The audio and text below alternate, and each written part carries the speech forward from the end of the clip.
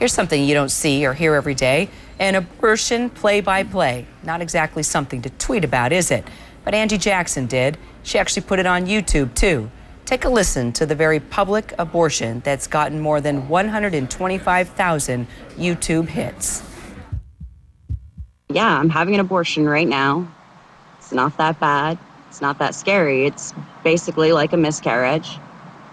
I'm live tweeting my abortion on Twitter. Not for some publicity stunt or attention or to justify this to myself. I am at peace with my decision. So what motivated Angie to end her pregnancy? She says she used an IUD for birth control, but it failed. She also said that her pregnancy nearly killed her, and her doctor told her not to have another child. So the 27-year-old Florida woman took the abortion pill, RU486, putting this private information out there for everyone to see. And it's gotten a lot of reaction, positive, negative, even threatening. So why tweet about it? Angie joins me now live from Tampa. So Angie, did it take a while to come to a comfort zone that you wanted to do this? Tell me how you eventually decided this is how I'm going to do it, and I'm going to let everybody see it happen. Well, I thank you so much for having me. I'm a blogger, and I'm actually writing a book, Birth and Death, Life of a Newborn Cult, about my experiences.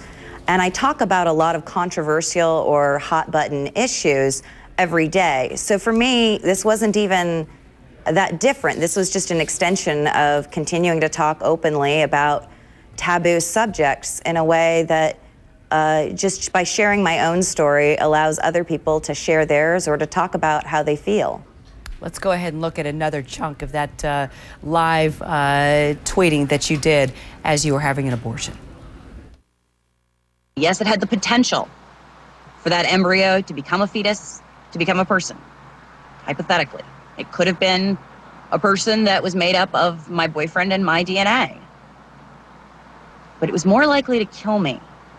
And you're not going to shame me. You're not going to silence me. I do not feel sorry that I saved my life. I do not feel sorry that I stayed here for myself, for my boyfriend, for my kid that I've already got.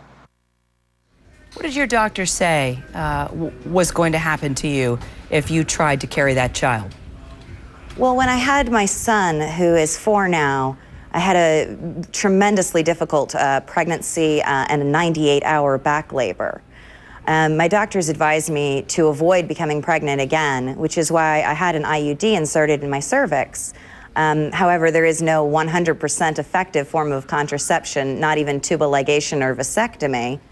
And so I had prepared that if I became pregnant anyway, I would have an abortion because the risks were too high for me to continue a pregnancy. As you well know, we've been looking at all the various comments, both negative and positive to what you did. And these are really harsh, but people wrote in and said they called you all kinds of names, from being a whore to someone who just couldn't keep her legs closed. They called you a baby killer. I mean, it's even hard for me to say these things because some of the emails and the responses were so brutal. How did that make you feel? Did that bother you? Did it make you think twice about what you did? Actually, if anything, it showed me more how important it is to talk about taboo things or to talk about personal things. About half of American women will have an unintended pregnancy before the age of 45, and 1 in 3 American women will have an abortion sometime during their childbearing years. And yet this is something we almost never talk about, or at least we talk about the political aspects, but not the individual women. Some of the heat that I've gotten has certainly showed me what the cost of that silence is that when a woman does want to discuss it, the reaction is quite strong. What would you do if you got pregnant again? Well, of course, the goal is to avoid that, but I mean, my health conditions have not changed, and if I was pregnant again, I would, of course, have another abortion. Final question. what made you decide to do the RU486? Is that something you discussed with your boyfriend? How quick did you make that decision? Why that route? Sure, I investigated. I looked at a couple of websites, one of which was I'mNotSorry.net, which includes a lot of personal abortion stories, and I read how different women had felt. I thought that the RU486, abortion by pill at home, would be a more natural and comfortable experience. I was also too early in my pregnancy to be eligible for a surgical abortion. I was owed only 4 weeks, and so RU486 was the medically recommended choice.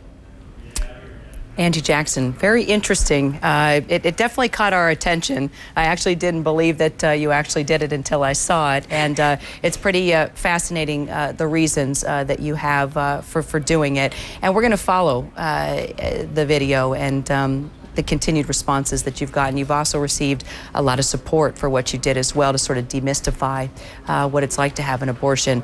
Interesting. Angie Jackson, thanks for your time. Thank you so much for having me.